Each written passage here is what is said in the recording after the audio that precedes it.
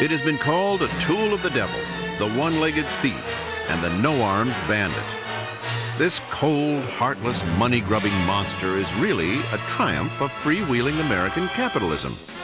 So pull up, park it, and put a quarter in the slot for a story of invention and intrigue, the tale of the first coin-operated parking meter.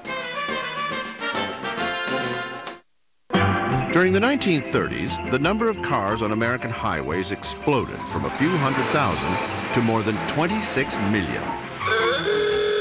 Nowhere was the traffic problem more apparent than in Oklahoma City. It was the first event in American history where a town was settled overnight, literally. And from 1889 to 1933, this was an incredible boom town. From 1900 to 1910, the fastest growing city in the entire nation. Now automobiles were becoming much more popular.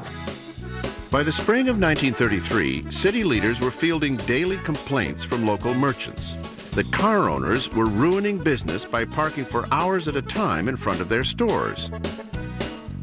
Who would help them figure out this perilous parking predicament?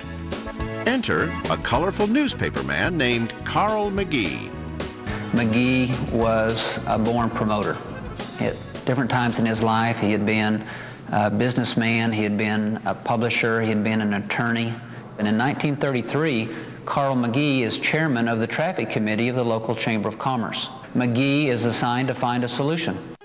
McGee came up with a concept. A driver would park the car and place a certain amount of money into a coin-operated timer installed on the curb.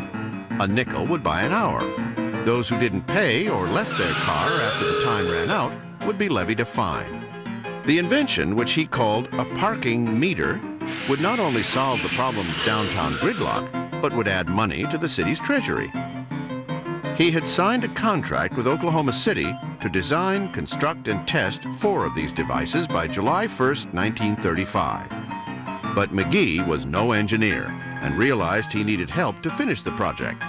So he turned to 2 professors at Oklahoma State University, Charles Hale and H.L. Thewson. But a simple idea like a parking meter proved to be a monumental challenge. Tyson and Hale, as the mechanical engineers, have to find several solutions. They need a device that is mechanical, so someone has to twist it.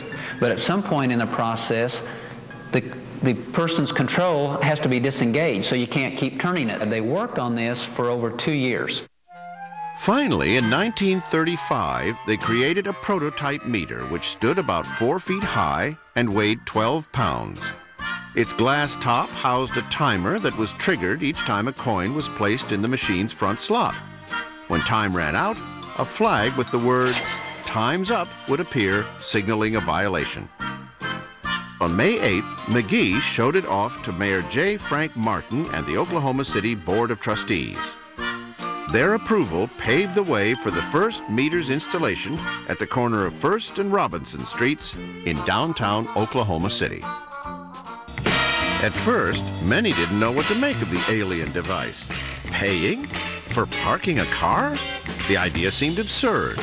One man who didn't take the idea of a parking meter seriously was a local minister named C.L. North. About a week or so after the meter was installed, he parked his car in the space at 1st and Robinson and went on to his appointment without putting any money in the slot. Hours later, he returned to find a sheet of white paper with the words "Violation" printed on top. History's first recorded parking ticket. A local attorney seized upon the pastor's predicament and decided to challenge the legality of the parking meter in court. His argument?